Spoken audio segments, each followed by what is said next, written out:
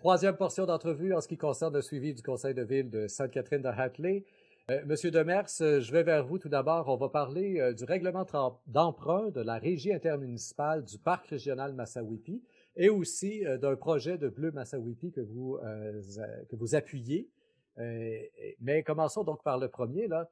Un budget assez important, des emprunts importants qui sont bien détaillés dans le projet d'emprunt aussi. On sait très exactement ce que vous allez faire avec l'argent. Oui, mais je pense que ça fait quelques années déjà qu'on a acquis cette plage-là. Chaque année, on réinvestit de l'argent. Il y a été une période où il y avait une personne qui louait une section pour des embarcations en particulier, puis qui avait des quais. Là, maintenant, on a décidé de faire ça à l'intérieur du parc. Ça fait qu'il faut faire l'acquisition. La grosse dépense principale cette année, c'est l'acquisition et l'installation de quais. Oui, il va y avoir une partie pour de la location. La location qui va se diviser entre les municipalités membres, c'est-à-dire 2/5 pour Earthcliff, un cinquième. Dans le fond, il va y avoir 30 emplacements pour être plus clair. Ces 30 emplacements-là, 12 pour Earthcliff, 6 pour Sainte-Catherine, 6 pour Hatley et 6 pour le canton d'Hatley. D'abord, ils vont prioriser les citoyens de ces municipalités-là. Et ça arrive au premier arrivé, premier servi, là. À partir du Non, moment où c'est disponible, on se garoche, on réserve notre place, et une fois qu'il y en a 6 de Sainte-Catherine, ça finit là. Non, de la façon que ça fonctionne, il y a un laps de temps qu'il va avoir pour envoyer les noms de chacun de ce côté-là, puis ça sera un tirage au hasard. Il va y avoir deux sections. Ce que je comprends pour l'instant, ils n'auront pas les quais tous au mois de juillet. Ils vont en avoir une section, parce que cette année, beaucoup de difficultés à faire l'acquisition des quais. Une partie va être installée au mois de juillet, une partie au mois d'août. Ben, ça, c'est à partir de ça, chacune des municipalités, les gens vont s'inscrire au niveau d'Info Parc Massawippi pour être capable d'avoir leur nom sur la liste. Si jamais il n'y a pas 6 personnes de Sainte-Catherine, mais par la suite, les autres personnes des autres municipalités pourraient avoir accès. Et ça leur donne accès pour cette année et pour l'année prochaine. Étant donné qu'on commence tard dans la saison, les gens qui auront été choisis vont louer pour le reste de la saison, mais pour toute la saison 2022 aussi, ce qui rend ça plus attrayant. Puis Oui, c'est un peu moins effectivement. cher pour ceux qui auraient seulement qu'en août. Ceux qui sont plus tard, ben, ils ont 500 $, je crois, de moins de location. D'accord.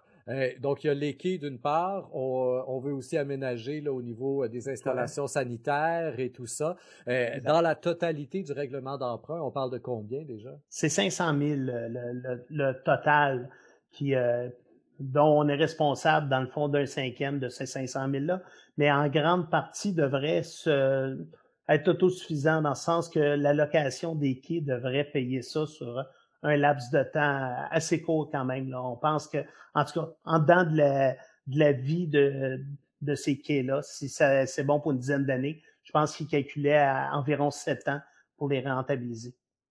Le projet de Bleu Massawippi au Fonds Région et Ruralité, vous lui donnez non seulement un appui hein, au projet pour aller chercher ces fonds-là, mais en plus, vous êtes prêt à mettre de l'argent. Alors, de quoi s'agit-il comme projet?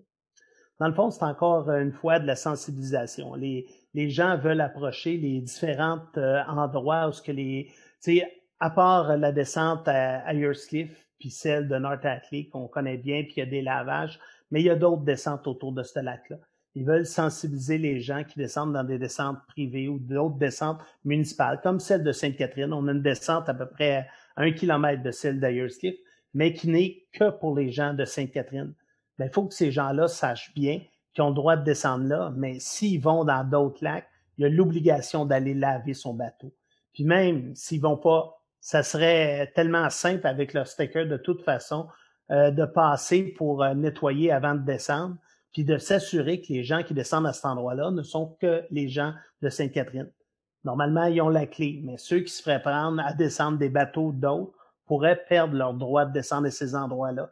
Ça fait que c'est le fun de voir qu'il y a un regroupement comme ça qui est prêt à intervenir puis à faire de la sensibilisation auprès des gens parce qu'on sait qu'il y a des places que c'est plus surveillé et d'autres places, on a du moins l'impression que des fois, il y a un peu de laisser-aller de ce côté-là.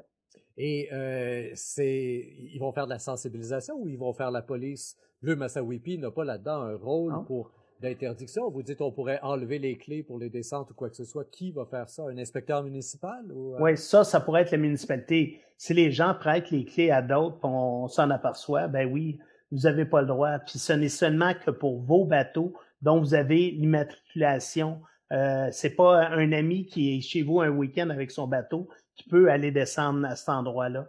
Ce n'est que pour les résidents de Sainte-Catherine-d'Hatley avec une embarcation enregistrée au nom et à l'adresse de ce résident-là. Faisons attention, là, parfois on a l'impression que les gens se pensent un peu plus permis, mais encore là, c'est de la vérification. Cette année, je suis passé à plusieurs reprises, puis à chaque fois que je suis passé, c'était quand même bien cadenassé, ce qui n'était pas le cas. Dans le temps, les gens laissaient les barrières ouvertes. Je pense que les gens sont en train de s'apercevoir que leur lac, il faut le protéger. On veut le garder, c'est un bien commun, mais pour ça, il faut investir aussi à l'intérieur. Monsieur Caron, je termine avec vous et le renouvellement du bail Atelier de verre des collines. Donc, l'organisme est installé dans le centre communautaire, mais évidemment, il n'y a pas grand argent qui rentre pour eux là actuellement. On renouvelle le bail et ça fait en sorte qu'ils n'ont pas grand-chose à débourser. Là. Pouvez-vous nous donner les détails, s'il vous plaît? Enfin, ils sont installés à l'ancienne caisse Desjardins. Oui, c'est vrai, c'est pas au centre communautaire, pardon, oui, à Et l'ancienne effectivement, caisse. l'année passée, à cause de la COVID, le bail avait été, le coût du bail était ramené à zéro. Et on a convenu de faire la même chose pour 2021. Donc, il n'y a pas de loyer à payer. Ils peuvent occuper, mais ils occupent très peu les lieux compte tenu du fait qu'ils ont des contraintes importantes là, en lien avec, évidemment, la protection de la santé publique.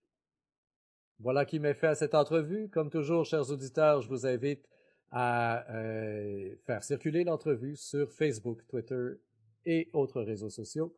Au microphone, Rémi Perra.